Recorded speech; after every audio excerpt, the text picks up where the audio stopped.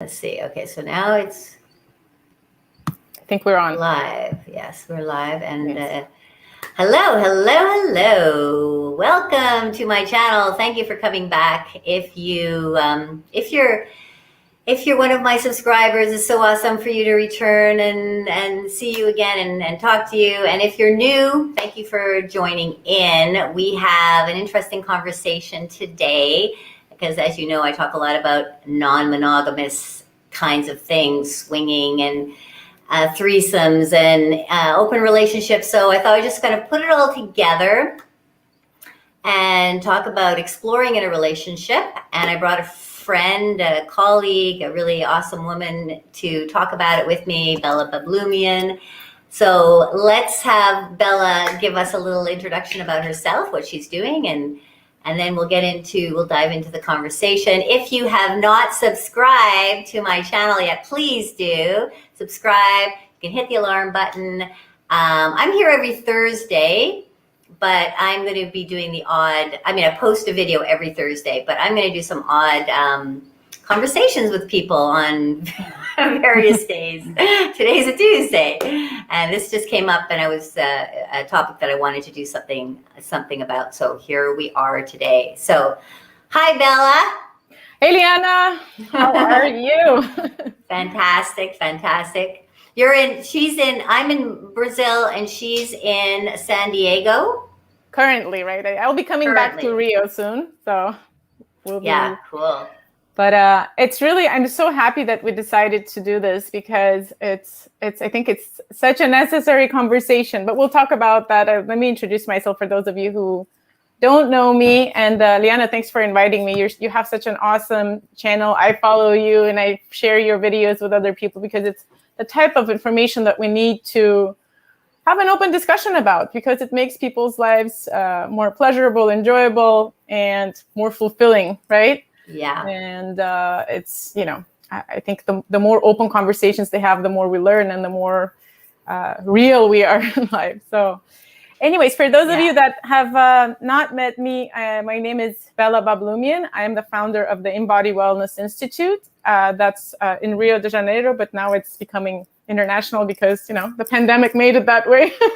And my focus there is really on pleasurable wellness, which is really, congruent and really aligned with your purpose, Liana. But mine is more about really reconnecting with our bodies and really tapping into that ancestral and natural way of flowing with life.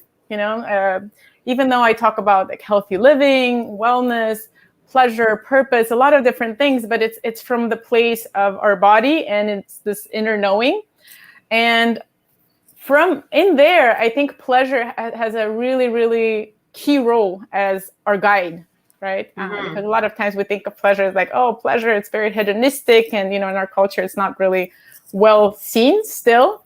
And I actually want to put it, on a front page to say, follow your pleasure, because it will always lead you to the right places. There are different types of pleasure, of course, we can talk about that. But and so my background also is in, I was a personal trainer and holistic nutritionist, and I did international health policy, worked with kind of preventing a lot of different nasty diseases in the world for a couple of years. And then I got tired of that. I really wanted to focus on bringing wellness and bringing pleasure to people. So I think, when I met Liana, and even before that, I really, one of the pillars that I brought into the Imbody Institute is sexuality as one of the pillars of healthy living, longevity, because I think it's, we talk about healthy eating, we talk about exercise, we talk about stress management, but we don't talk about sexuality. And it's such a natural and important part of the discussion that we're missing. And it's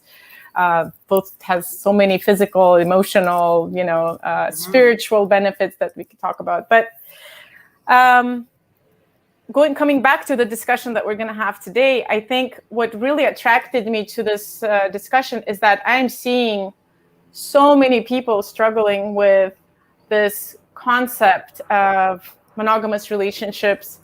And it's a little bit like, in our society, it seems as though there are just two options: to be single or to be in a committed monogamous relationship. And I think especially during the pandemic, I don't know if because people spend so much time together or not, but a lot of people, the issues and challenges resurfaced. Even if they were present before, they got really poignant. So I think it's really important we bring up these topics and talk about them openly, because, it's like when we talk one-on-one with each other, it's okay to talk about, that monogamy might not be working, that there might be other options. But when we talk, it's really difficult to hear real and candid conversations from professionals like yourself and people who have been there, done that. So I think one of the things that really attracted me to talking to you about this today is to ask you questions on, how it works, what are the options, what are, how, you've done a lot, both like personally as well as professionally in that world of non-monogamy. So I guess, people who are even, some people are considering it, some people are even like afraid to think about it, or some people maybe have tried, but it hasn't worked. I think it's a really important discussion for all of those groups. So, I think first and foremost, it's important to just openly talk about non-monogamy. I think absolutely, just like we talk about, we've made a lot of progress in looking at all the different the spectrum that we have in sexuality, right? The LGBT and how no one really fits on like male female. It doesn't really work. That dichotomy is not working anymore. Yeah, I think in the same way we need to explore relationships and say, well, maybe there is something between being single and being in an committed monogamous relationship, and not feel ashamed about exploring that, both with your partner as well as, with others on a societal level. I think it's also important. So yeah, let's delve into it like step by step, because there's a lot to unpack, I think, here. So yeah. And just as you were saying, I mean, we have been restricting ourselves and confining ourselves generally, in a general sense, into this box of what we consider a relationship to be. And this comes with some heavy beliefs about marriage and commitment and coming together with another person in a long-term scenario where it's like, okay, we're together now, we're monogamous, we're in a long-term scenario, we're heterosexual, and that's Absolutely. where we're going to be staying, and we should be happy for the rest of our lives. Absolutely. And if you deviate from that box, now I'm really talking in general senses, because of course there's so many things that people are doing now, but really that's in certain worlds, certain areas, certain circles, right? Certain circles. And I mean, my circles and the circles that of people that I know and people that I talk to, yes, but generally people are still confined and restricted in the box. And if they deviate from that box, or they even think about it, like you were saying, if you even think about the possibility, then you feel the shame, you feel like I can't do that. There must be something wrong with me. So it's really been hammered into us that this is the way the relationships are, and you should stay like that, and there's nowhere else to go. So this conversation is about, there's a lot of places to go. That's a very confined little area of the way a relationship can be. I'm not saying that is wrong, that relationship, because it does work for some people. Some people can. And I think what you brought up is really important. It's both the storyline that we've been told for centuries, for millennia, right? That's the only way to be, and it's also, if you look at history, I've been really interested in the history. I've read a lot of books about it. The history of the institution of matrimony, of marriage, and of monogamy is really, in a way, it goes back to the need to control women, control territory, control, financial stability. I mean, I don't know if I'm sure you're familiar with the story, but the storyline goes like this, right? Like that when we were nomadic and in traditional tribes, women had all the liberty in the world, and no one really cared whose children, I mean, the word, it's a funny thing that the word dad didn't even come up until later than the word tío, right? Which is uncle. So everyone was the father, like could be a potential father. So everyone took care of the kid, and there was no need to define, like that unit. because women were independent. They could earn their own, bread. They could carry their children. So they just needed men like to procreate and then to help initially, but not necessarily, the way that we need it now. So in a way, I think if you look at the history of marriage, it's very much an institution that's kind of, in some senses, I think it's become outdated, and we need to rethink it. Not to say, like you said, that there's something wrong with it. Like inherently, like some people can choose to be monogamous, many choose to be monogamous, but from the external symptoms, we can see, divorce rates are extremely high. Cheating rates are really high. I mean, the use of like pornography. I mean, all of those things indicate that there's, couples therapy. So something is happening that we're not addressing. Yeah. So is it time to revisit this institution or to work within it, right?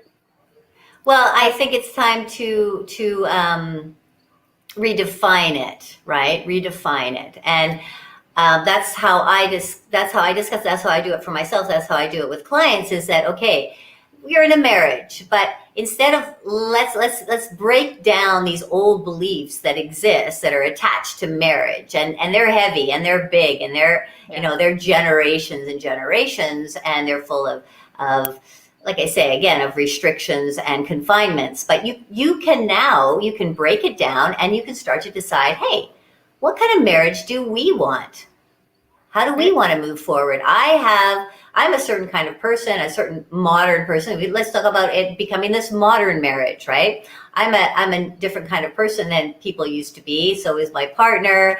I've already had experiences. So I'm really, in a sense, I'm not monogamous, because monogamy really is the definition that you have not had sex with anyone else and you're just with that one person.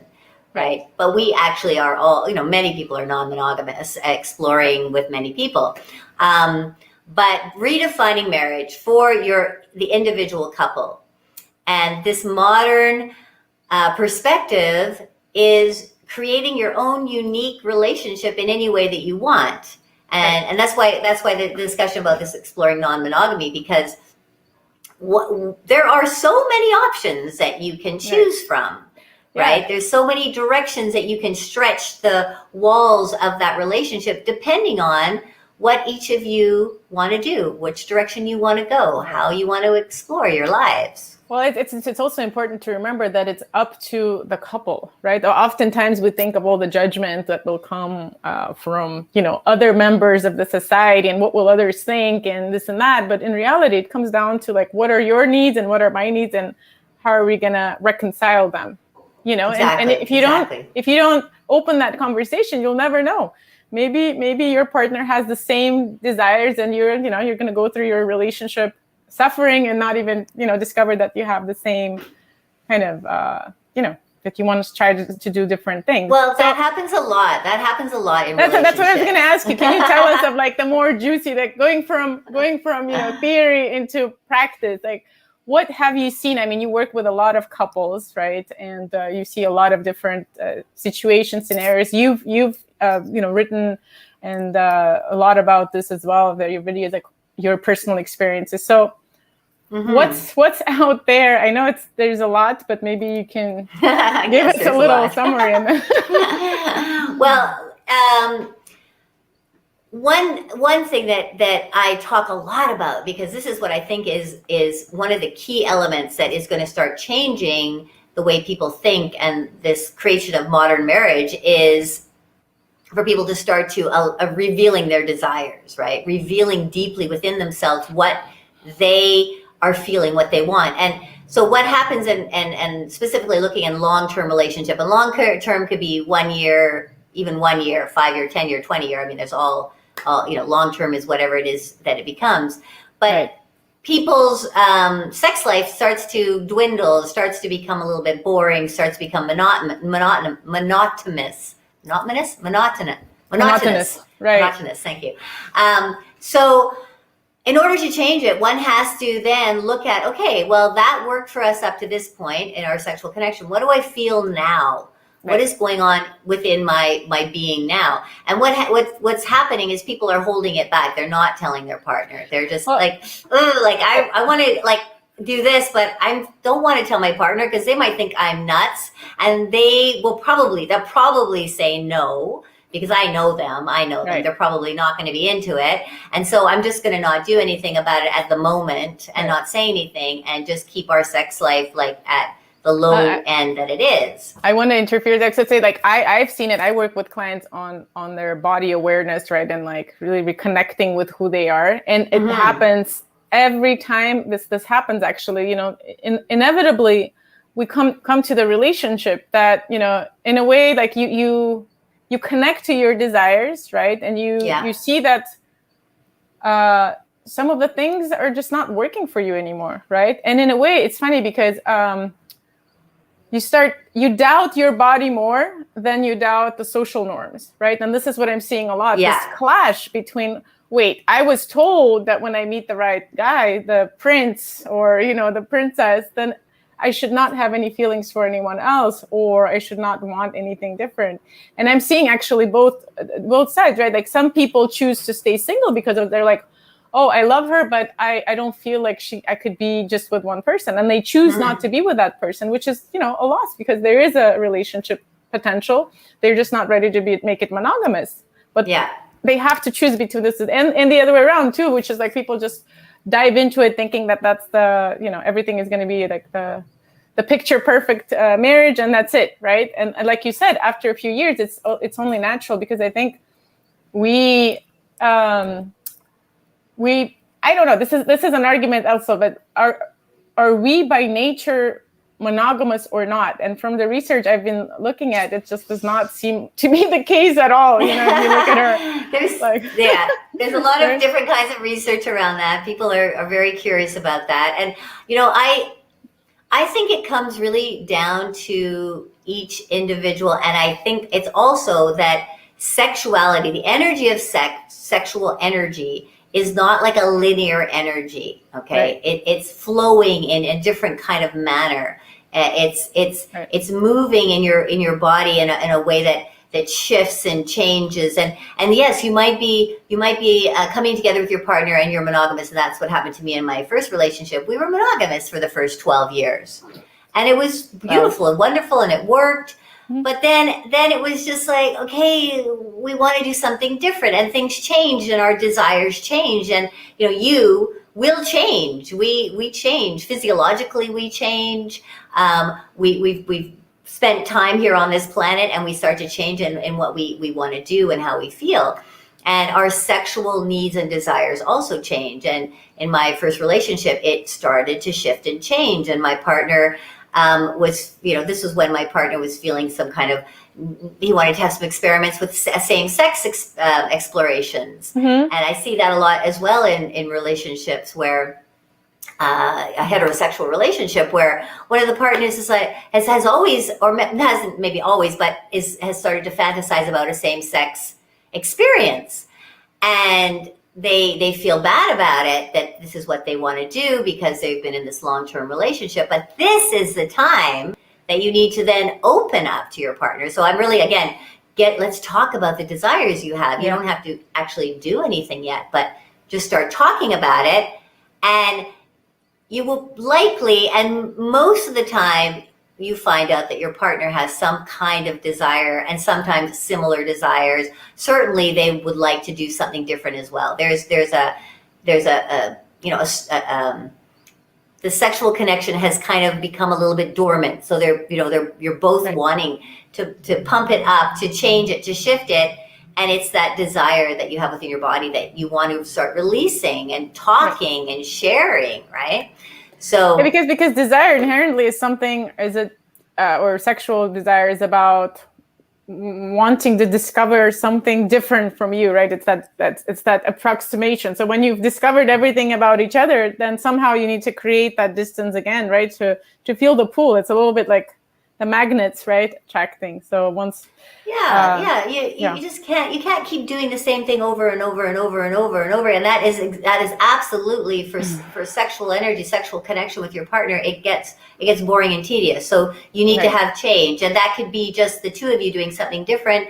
It could be something, you know, of all these different non-monogamous possibilities that exist, you can also open up the door a little bit and see what's out there, right? First of all, revealing, hey, what do I feel like doing? Well, I've always wanted to have a threesome, or I've always wanted to like have a same-sex experience, and your partner's, oh, really? Well, maybe I want it too. Right. And that must be a really unnerving conversation, right? For those who have never done it. So you can give us some tips at the end too, like on how to start that conversation. It would be great. Yeah, and I do have videos. I know you do. How to get your partner to start sexually exploring. How to approach them with this information. How to approach them with with your desires. And I always say, like, start with talking to them and asking them questions. So finding out about them. Don't start saying, well, I want to do this. And maybe say, hey, I want to find out a little bit more about what's going on with you. Like, do you have any fantasies? Like, I'd like to see, hear and see what comes out from them. And that can start the conversation. You don't want to make it confrontational, right? You don't want to make it like there's something wrong in our relationship. It's not working. And right. Yeah, exactly. Not conversational. And if you feel nervous to actually just come out and share what it is that you want to do, it helps to just start with talking about sex, talking about, asking questions about your partner, seeing if you can get information on them, and then you can bring up, well, I have this fantasy that I would like to blah, blah, blah, right? Or I'd like to have a threesome. I'd like to have I'd like to open up our relationship. And, right. It's a fantasy I have. So it's just starting with the conversation. It starts with tapping into your own desires, but then conversing with your partners. And there's actually been studies done that show that couples in long-term relationships become less intimate. Right. Because you create, there's fear that starts to become created, fear in losing your partner, right? You don't want to say the wrong thing in case they get freaked out. So people hold back. And it has to be the opposite. And it's all counterintuitive at this stage. When my partner finally came out to me and said, hey, I want to have some same-sex experiences. I actually think I'm bisexual. It was a bit of a shock for me to hear that. But it was also such a relief, like that, okay, that's what's going on. Like, it's been like a year of just like not knowing what the heck is wrong with this person. What is he doing? Why is this happening? Why do I feel this? Why are we not connecting? As soon as he revealed this, it was like, okay, now, it's shocking. And I don't know what to think at the moment, but I feel a really huge sense of relief. And I also knew that I wanted to do something else. So I was able to then say, well, this is good to hear, because I also want to explore in our relationship. Yeah. It's really important what you say, because I think, at least from my experience in working with people and my own experience, it's like we assume in the beginning that there is either something wrong with us or with our partner, right? Like, maybe he has some issues with his sexuality, or I'm not attractive enough anymore, or we always look for like the bad things that are happening, and we blame, blame ourselves, blame the other, and that's obviously not a very conducive, it's not a good way to start exploring or even fix anything, right? If you want to fix something. And in a way, I don't like the word fix, right? Because in a way sexuality is something that we've been, that's another reason I really like talking about it, because there's so much room for growth in sexuality, and people get stuck in these, on the superficial level, and they could be gaining so much more, like at the Imbody Institute, we work really with also cultivating our own sexual energy, which I think, the first step, sometimes I tell my clients, especially with women, let's cultivate your own sexual energy. Forget about your partner for a second. Absolutely. Forget about everything else. Stop blaming the partner for not finding you attractive. Do you find yourself attractive? Do you feel the flow of sexual energy? Do you explore your body? Do you know what makes you feel good? And then once that happens, then we are so comfortable within our body and we feel the energy. And then in a way, our body will show us what's the right way, whether it's, to ask for your partner to do this or that. Sometimes that's enough to, change things up within your own relationship. But sometimes you're like, okay, well, I actually need novelty, because human beings need novelty, and sometimes I think we start beating ourselves up for having these desires, but in a way it's very normal if we start looking at the science behind it, like I said, and if we look at our ancestral tribes, if we look at the current, like the tribes that have not been corrupted by by the modern civilization, let's just say, if we look at our the bonobos and the gorillas, who are the closest to us genetically, like none of them are monogamous, and it's actually a very interesting. There's a really good book written about the sex at dawn. I don't know if you've read it. That's just I love that book because it explores the different angles of like anthropologically, historically, psychologically, how like it really like monogamy doesn't make much sense, but we end up anyways. But bringing it back, so I think the first step really is like, do I feel the excitement? Do I feel the sexual energy? I think we need to all start there, like kind of taking responsibility for our own desires, right? And then that makes us empowered, right, to also ask for different things. And so what are those different things that we could explore? Like, what are the I know there's like a myriad of things. There's a lot, and even within each topic, there's a lot of different ways to explore things, right? So, but there've been studies done about fantasies, people's fantasies, and this is in North America in particular, this particular study. And at the top of the list is threesomes, okay? People's biggest fantasy is to have a threesome. And it's really interesting to me because it's a huge fantasy. And I go onto a number of sites on Facebook that talk a lot about sex, and people talk about threesomes. And I thought that, okay, people are doing them. There's a lot of threesomes going on, but there's actually not as much going on as we think. It's more the psychological aspect of threesomes. It's like it's this be all end all. And but people aren't actually taking the steps to create them in their relationships. I'll volunteer for it. Like I've had a lot of like desire to experiment with that, and we were okay with our partner to do that. But the problem was exactly that. Like, where do you start?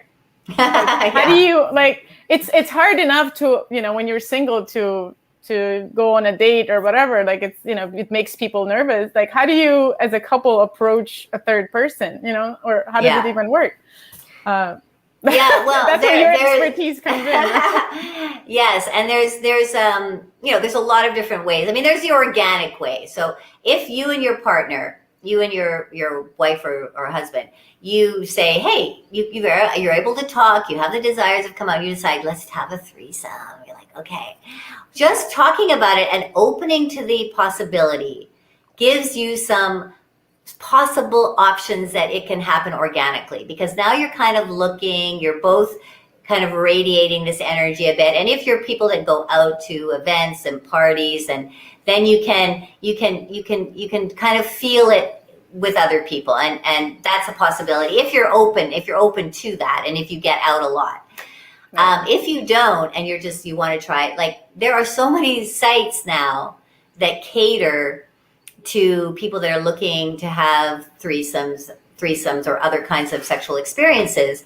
So that's a place to start. And I always say, like, don't think that you're like, let's have a threesome. And I know that for me, the first time I was just like, I was terrified. It was going to be, my husband came out as bisexual, and it was going to be, I was going to be with him and another guy and me. So an MMF is what that would be called, right? Right. And I was like, I was so scared. I was so excited and so scared. Like I'd only been with my husband for 13 years, and now we were going to have a threesome with somebody. Like, was the other guy bisexual or? Well, we were looking for another bisexual guy because it was I'm going to join. I decided to, okay, you're bisexual. He wants to explore. Okay, I'm going to join you in your explorations, and let's do it together, and we'll have threesomes to start. Because even there are different combinations, right? Like whether you participate, don't participate, you just watch. I mean, there's like all these. Exactly. Yeah, and so you it's a journey to actually finally create it, because like you were saying, there's, you have you, which is this complex being, your husband or partner is a complex being, and then you're going to bring another complex being. It's not just, okay, let's have a threesome, let's go, do. Right. There's all this energetic connection, and most people want to have a bit of an emotional connection with another person before they jump into the bed with them. They want to be attracted to the person and some kind of emotional connection, right? So, right. But there's a lot of sites. I mean, when I first had the threesome, we were looking on Craigslist. Just like posting Craigslist, wow. Craigslist, okay. Yeah, and good old Craigslist. I didn't even know they had those things on Craigslist. They have it, and it was the journey of together. Okay, let's write a little post about ourselves. Let's look at who responds. There was a lot of responses. Let me tell you, there's a lot of responses. A lot of people are interested in threesomes, right? So then it was like sifting through who responded, what are these people like, and checking out, and then choosing some and making conversation. And then I say, don't, because it can be really scary to think, okay, we're just going to meet someone and we're going to have, sex with this person. But it's this journey again, and I always say, meet with somebody first with not like a non-committal kind of meeting. So there's right. going to be no sex. It's just talking. And do that as much as you can. Talking about sex with strangers, get used to talking about sex. Even just that is it creates it. What's the right word? Injects your relationship with the sexual energy, right? Even if you don't end up doing anything. Yeah. If you have a third person there that you've met that you're kind of thinking, oh, let's meet and see if we like each other, and you start talking about sex, you start to learn all sorts of things about your partner. You learn things about yourself, because this person is going to start asking you questions that maybe no one's ever asked you before. And, you're like, don't ask me that question. And it's a practice to start allowing yourself to talk about sex. So entering into this whole world of non-monogamy, it's first starts being able to talk about sex, so that you can start to say, somebody asks you, well, are you interested in, are you interested in, I don't know, whatever it has to, double penetration, let's say, right? Something like that, which is like, I don't know.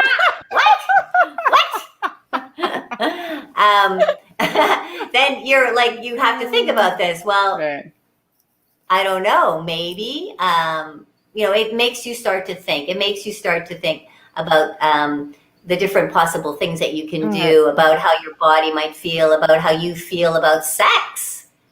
How do you feel about this? How do you feel about this as a sexual being, moving forward in this? What do you want to try first? I mean, you may just want to watch. You may just want to kiss with some people to see what that feels like before you enter into anything more sexual. So there's no written guidebook or rules around this. It's all based on what your own desires are, what you feel like doing. And I think it's so important what you're saying, because it's so important on the one hand to be open to your own desires, right? And kind of really connect with what you want, but at the same time to know where to draw the line, because I know you can get into experiences where you accept whatever is happening and then really regret doing it because you weren't comfortable with it, just went with the flow. So it's really, that's where I think knowing yourself, know thyself, it's really important. You like you said, having that conversation and thinking about it is so important, right? Because you want to make sure that you're both, getting what you want, but you also are not doing what you don't feel comfortable with. Maybe now you don't feel comfortable, later you will, but being okay to say no, being okay to say yes, try different things. So it's, and if you have never explored sexually and you're in a relationship and you're discussing it with your partner and you want to take some steps, and you have to take some risks, because you can't even know what it's like or how you're going to feel until you take a step into it, right? Right. And you may put boundaries around, I'm not going to do that. I'm not going to do that. I'm not going to. But you've never actually. It's like never trying ice cream and saying no. I'm not. I remember my daughter. My daughter was like, I don't like ice cream. I don't want it. She was a little tiny baby. Finally we had to shove it in her mouth. Just try it.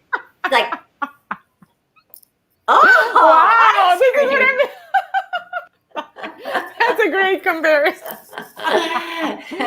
So like for me, even with our first well, because there are a lot couple, of judgments, right, about like, I don't know, like it's judgments, but you're sex, holding, for example, yeah, or like, you're holding on to all of this, your own judgment. You're holding on to a lot of judgments that you don't even know exist, right? So you you need to just say, okay, like I'm just going to allow things to happen. And if you get uncomfortable, you have to also know that you always have the power to say no. right. Like, no, this is like my limit right now or today. I think that's as far as I can go. And that's totally fine. Yeah, and in this community of non-monogamy, you know, people that like to go, you know, okay, there's besides threesome, you know, you can go to sex clubs and swinging clubs and things. Generally, people are very respectful about how you feel. Right. Right. And if they're not, you should get out of there and search for a place that's more respectful. Right? I mean, absolutely. Knowing that those like experimenting outside of monogamy doesn't mean that you have to, you know, do things that you don't want or feel disrespected or anything like that. Right? It's a very, well, and it comes down to, what do you think about sex? Okay. Is there anything wrong with sex in your mind? Right. Is there anything wrong with sex? Right. And to me, no, there is nothing wrong with sex as long as you are in a consensual scenario. Right. Everybody is consensual, right? And you're respectful and, you know, you're consensual. Then you can play out what you want to play out with your partners. Okay. With the people. But unfortunately, a lot of people have judgments about sex and sexuality in some very profound ways, right? Like, I remember, this is a funny story, but I remember my grandma, who is not only like an older generation, but also, you know, from like totally different culture. I grew up in the Soviet times, right? It's like, yes.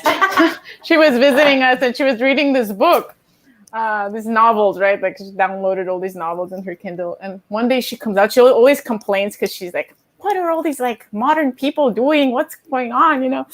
Yeah. And she's reading this novel. She comes out and she's like, talking to my mom and to me, like, can you guys tell me what's the difference between sex and love? My mom and I, we just like burst out laughing. It was like, but you know, the reason I bring it up, and afterwards, it took me like a really long time to really like process that. I mean, it's just like for generations, that's all that there was. Like, you know, the sex and love were one and the same, and you could not feel desire outside of the person who you loved, right? Yeah.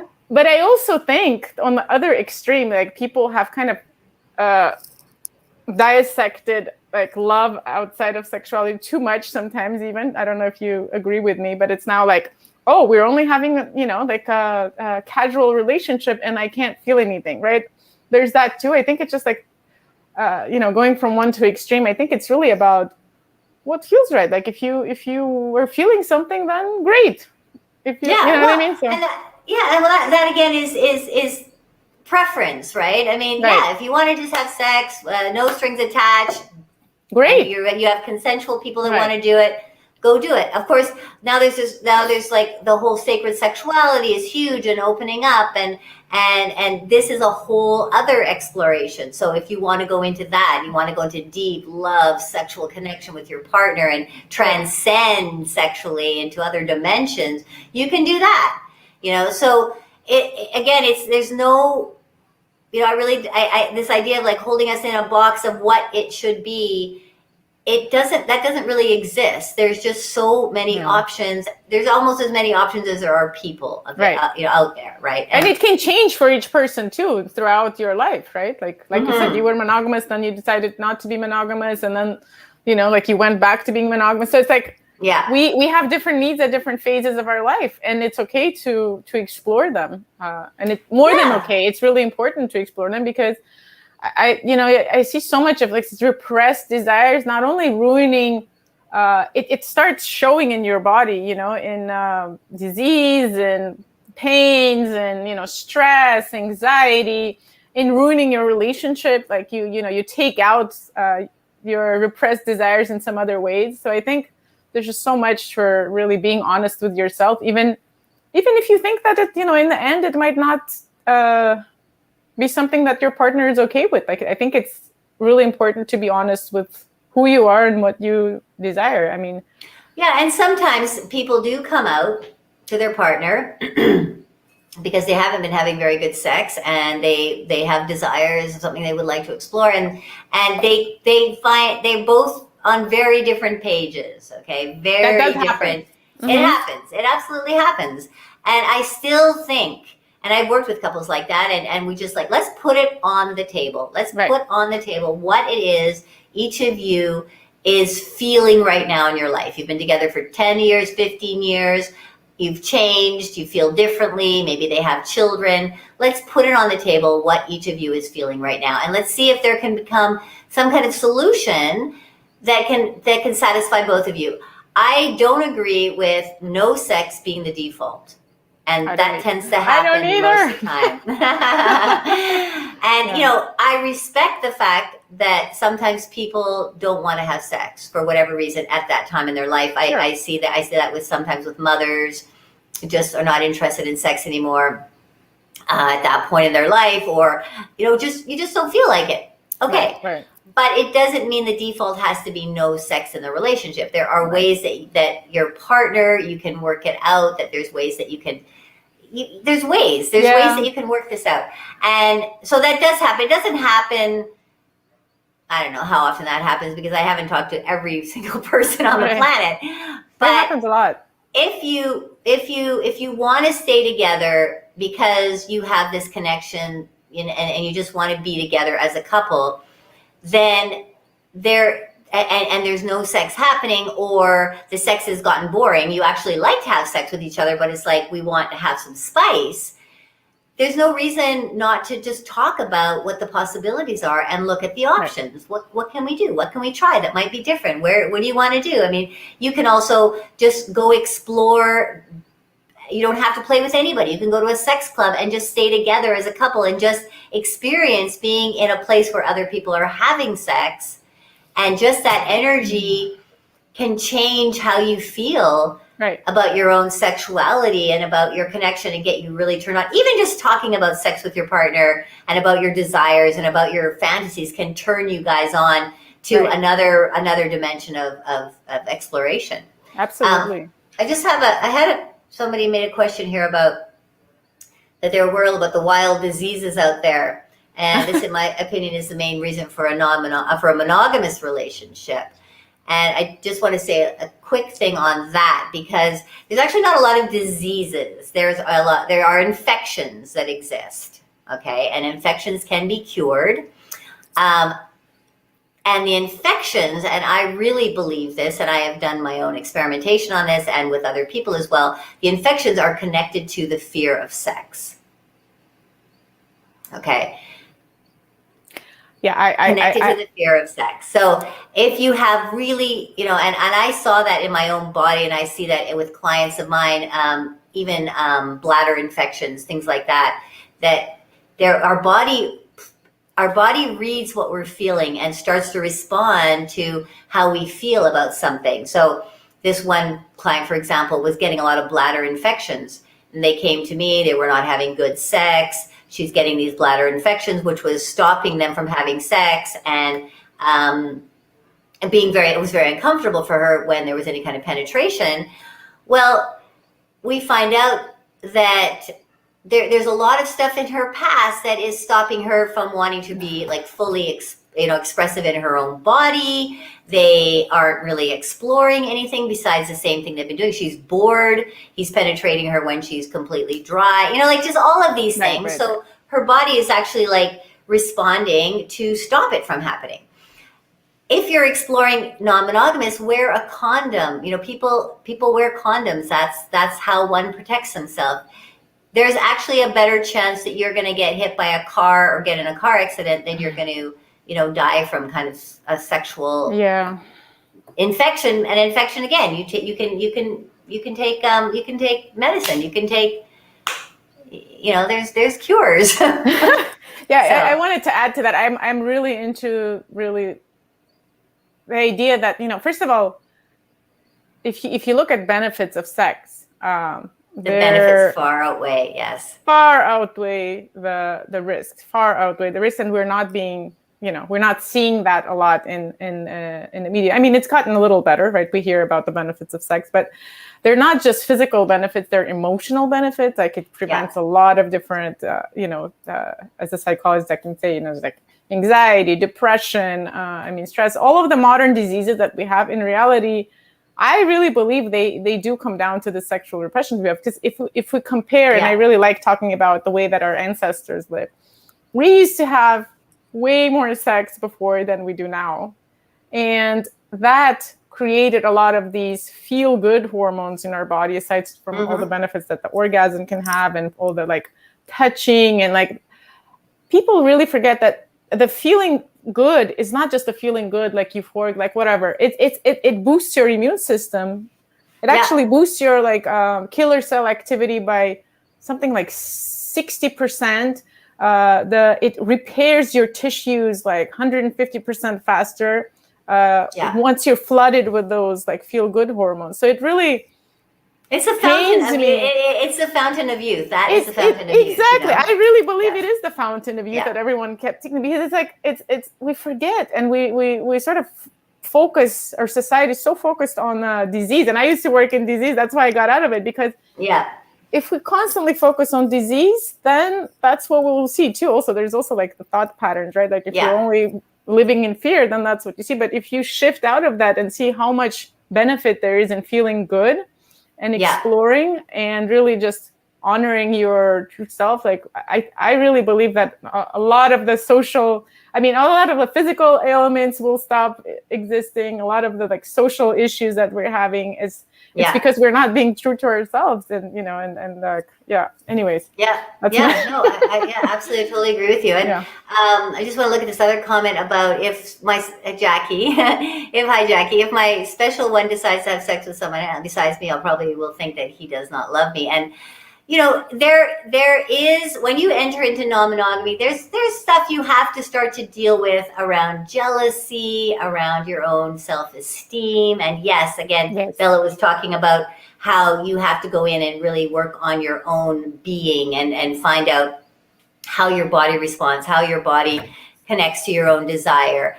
And this also includes how do you feel about your partner with another person? And you can't really even know that until you try it, right? Until you take the first step. And how easy is it to fall in love with somebody? It takes time. It takes this really strong connection. It takes this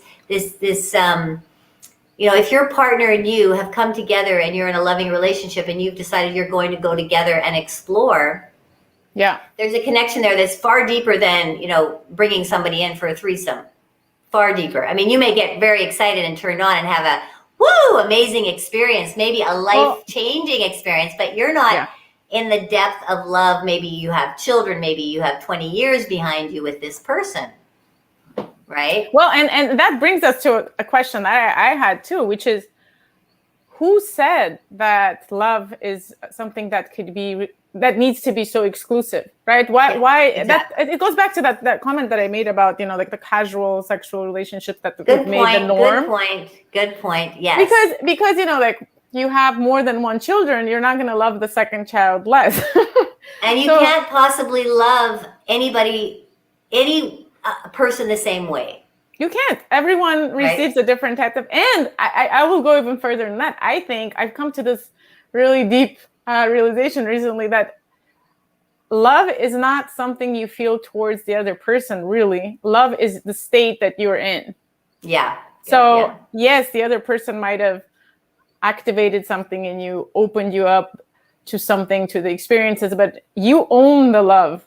You own the love. And this brings us to this concept of compersion, right? Instead of, we're so ingrained with this low self-esteem. If that my partner loves someone else, like, it's affecting the love he has for me or she has for me. It's making it less, right? Somehow. Somehow it's destroying that, and that has been really, really heavily ingrained in our society, where this whole concept of compersion, which is just sort of has come up in the 70s, where the 60s, late 60s, where the concept is that you actually feel good feelings for your partner when they have a strong connection with someone else. They have an intimate connection with someone else. To actually feel good about it and feel the expansion of that love and feel happy about it. Like why can't we go into that direction? It's all about how you define what you feel. Because the sensations that we feel in the body, this is really important, are not one and the same as what we define them as. So jealousy is actually not a sensation. You might feel certain sensations and say, oh my God, I'm jealous. I can't deal with this. But in reality, if you reframe it and you think of jealousy as excitement or, feeling, it is a feeling like maybe I'll lose my partner, but it's a good feeling because in a sense you're like, wait, other people are attracted to my partner too, so that makes me feel good because he's choosing me. I'm not going to take for granted my partner anymore, Exactly. like that. And that's something that comes up very strongly when I see it. I know a lot of couples, long-term couples that have been together 20, 25, 30 years that are in an open relationship kind of community. They have the setup. The two of them have various kinds of setups, each relationship, but.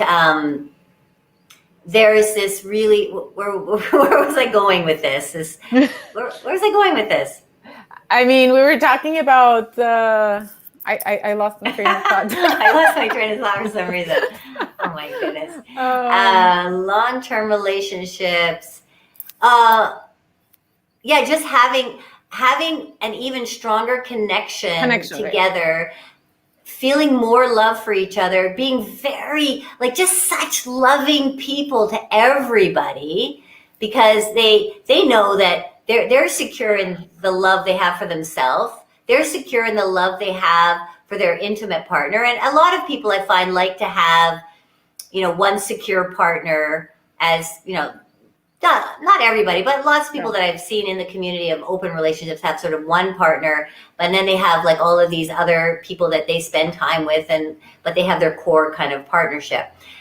But it's this very deep, strong love, and they love their partner for allowing the growth in the expansion in love within their relationship, and so they're just glowing people. They're just glowing with love and connection and adoration for everybody. Yeah. It's in a way, I think it really goes back to that, it's kind of needs to control, right? Because, it's like, I'm only showing allegiance and love towards, my tribe, for instance, right? That created war, right? So I love my people, but I'm going to kill the other people. I mean, in a way, it's that same feeling, right? That love is a limiting factor, and I can only, if she shares it with someone else, then I have less of it. And it's something that we could start reconsidering. I think it should start reconsidering. It's time that we look at it at least openly and see how we feel about it. Because in a way, I think what's happening is that, we are looking at, as a society right now, we're looking at everything, right? And nothing seems to be working, right? The institutions are not working, everything, policy. I mean, so we have to go back and say, wait, someone decided that we're going to live in this nuclear family units thousands of years ago. Maybe we can reconsider what that means and what that looks like. And, what are the other options? And if we don't talk about it, then, we'll never come up with other, like you said, the variety and the richness of the different ways that people can relate to each other. Yeah, absolutely. Did we talk about also we talked about threesomes, we talked about, in a way, about polyamory, right? You didn't mention it directly, but I think that's the last example that you mentioned was about that. What about just open relationships? What's that all about? Do we have time still? I think we have a couple of minutes. We have time, baby. We have time. Open relationship. Trey says, love when others find my partner attractive. Yeah, that's compersion. Yeah. So open relationships. Well, that's big window, right? And that again is, what do you and your partner decide, how you decide you want that to work with the two of you. I've seen like so many combinations of what that means. And let's say it's basically entering into non-monogamy, entering into doing not having other connections with other people. They could be emotional connections, could be sexual connections. They could be maybe one partner is, maybe you're exploring separately, maybe you're exploring as a couple, maybe one person's not exploring at all and just want, it really comes down to what the two of you would like to do and would like to try. But if you've never done anything and you're just entering into that world and you're like, yeah, we're interested, but what do we do? How do we start? What do we do? You just start. You take the first step. So, I can't say what exactly it is for you that works. Like for us, it was having a threesome was the first step for me and my partner. Right. For you, it might be finding a couple where you could have an interaction with another couple in the same room. They call it, same room sex, where you're having sex with other people in the same room, which is quite an experience to have, right? And maybe you're swapping partners, So it really comes down to what is it that works for the two of you. And again, I think, anything can be put on the table, any possibilities there, as long as you're consensual. And if one partner is really, what I find that happens a lot with partners, one partner, and usually it's the masculine partner, has like all these ideas and this imagination, what they want to do. And they're so excited. And finally they talk about it. And she's like, It's free. Okay. And so she's all terrified now because he's talking about all of these things that he wants to do, or it could be the other way around, whatever partner. Right. One partner's talking about all these things they want to do, and one partner's just like barely gone there, has an interest, but barely gone there. And so it's quite terrifying. So then nothing happens because that one partner is scared, stiff, like, I can't do all that. I don't want to go in those directions. There's so much. I don't even know how we're going to do all those things. Right. You can't even possibly do all those things. So I always say, listen, let your partner talk and just go on about all these things. You can only still take one step at a time here. Right. You can still only take one step at a time. So just say, hey, well, you make the decision. They have so many ideas. So you can say, okay, well, let's meet a couple first and talk about sex and see if they want to get intimate, if we like them, Right. So as you start to take the steps and start to explore and start to learn, I remember we met with many couples and many singles and talked about sex. And in the beginning, I was scared to talk about sex. I would never talked about it with strangers before. Yeah. But after like 5, 6, 7 conversations, then I was like asking all the questions, and I was feeling very secure, and I knew what I wanted to know, and like, come on, let me hear about your information. I wanted this information, and I became very, be very curious. That's one thing I say too, like, be curious. Be curious. Ask people questions. Find out what have you done sexually? What did it feel like? What do you want to do? What did you not like? All of that. So curiosity. Yeah, and I think some of us do, but some of us like just really have fear around speaking about these topics, and we think, we assume that no one is doing anything, or like everyone. So, or you're the only one having this issue, right? So just talking about it, I really agree with you that the conversations are key here, right?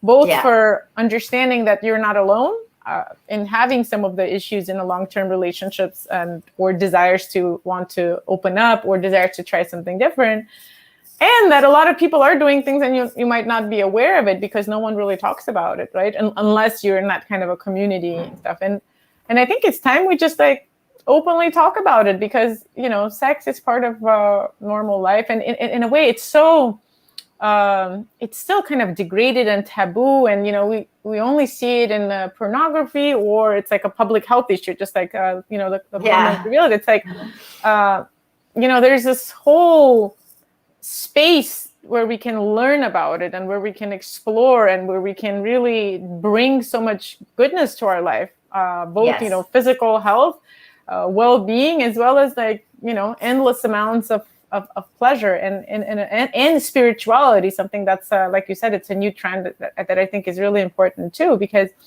the body and sex have always been like religions considered like the low level, like you don't go with that, you focus on the spiritual path, which necessarily excludes sexuality in the body, which I think is complete bullshit. I mean, it's really, maybe it is because I've been thinking about, maybe it's because like the feminine way to spirituality really needs to be bring back the body, bring back the sexuality. Because and there is a resurgence now of the feminine.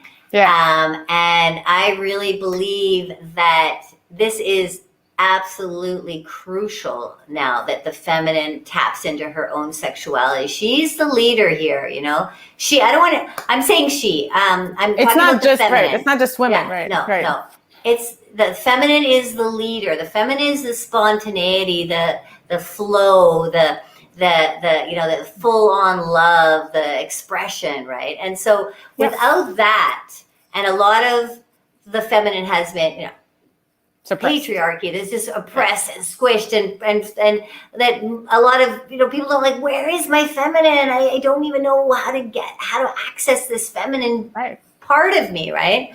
It's still looked down upon, right? It's still considered like, the all kinds of names are, like they can possibly imagine, from slut to witch to like to all kinds of different things that people label women who are in their sensuality and in their connected to their feminine power. And it's thank God it's changing, but it's still a long ways. It is still a long ways, but it is changing, and there's a lot of very powerful feminine beings that are coming up and expressing and stepping in and taking some initiative and letting their energy flow, and I think that this is the direction that is going to help open up sexuality, because the feminine is the sexual. And the thing with this is also that the masculine energy loves it. Of course, everyone benefits. It's not like, like, everybody benefits. We want to just women to be. No, I think it's like men will benefit from it even more, because, the more, and this is something like we probably won't have time to talk about it, but the actual sexual act is so poorly understood still, right? Like how much the woman, I mean, this is from the courses that we teach at Imbody. I mean, how much the woman really is like, what's the average that people have sex, like less than 10 minutes, right? Something like 5 or 7 minutes. And within that time, the woman doesn't even have time to reach her intercourse, to reach her the state where she is aroused. And so most women don't even experience half of the pleasure they could experience. And then the male in return also, they don't even or like 10%, whatever. the amount of pleasure that you can experience, the amount of orgasm that you can experience, orgasmic state and orgasmic expression, is endless. There's no measurement there. It's a portal that's deep and endlessly expressive. I love the word portal, because it was seen as a portal long time ago, before the monotheistic religions decided to make it into a sin, right? Yes. Well, it was terrifying. It was a fearful place, because women, the feminine was out of control and wild, and it was like, like we the have forces to of the universe. No wonder exactly. that the goddesses that represent this force are, about like the water, right? The cosmos, and like the destructive force. Sometimes it's a volcano.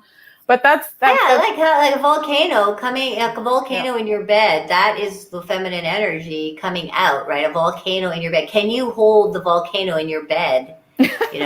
Seriously, it's big. Yeah. It's big. And what I really believe in is, even though we're talking about sexuality here, it's so important that we explore this for other aspects of everything, really, right? Because in a way, sexuality, and in the ancient Chinese, or even in like the Indian tantric religions or philosophies, they consider sexual energy as our vital energy, period. It's not separate from Yeah. it. So in a way, when you have that repressed, like, you're feeling sluggish, you don't have creativity, you're not really living up to your potential. So in a way, I think that is the first step to so many different changes that we can see in humanity. Really, I really believe that if we bring in that feminine force to be in equilibrium with the masculine force, I think we can see a lot of beautiful things happening. Yeah, absolutely. Okay, well, maybe we need to wrap it up a little bit here. Yeah. And I hope that we've covered some non-monogamous possibilities in a relationship, how you can do it, how you can take the steps, the different possibilities. If anybody has any questions or any comments, please put them below and I will answer them. I love to hear from people. Love to hear what you have to say, what you think. And it's been an awesome conversation, Bella. Thank you for coming on. Thank you, Leanne. I really, really enjoyed our conversation as well. Learned a lot. And also, I think just being able to talk about it is it's such a relief, just like holding in and like, oh, I can only talk about with this person or with that person and what will they think? And I think, I'm done with that. And it's really, I want to invite people to join in on this conversation. And, if you enjoyed a certain topic, we can talk more about a certain aspect of a non-monogamous relationship, pleasure or whatever, right? So absolutely. Thank you for the invitation. Thanks for having me again. This is the second time we're having a conversation. I would love to continue this sometime soon. Yes, absolutely. All right, thank you, everybody. Don't forget to subscribe to my channel, and thank you for coming. Much love making. Bye. Ciao.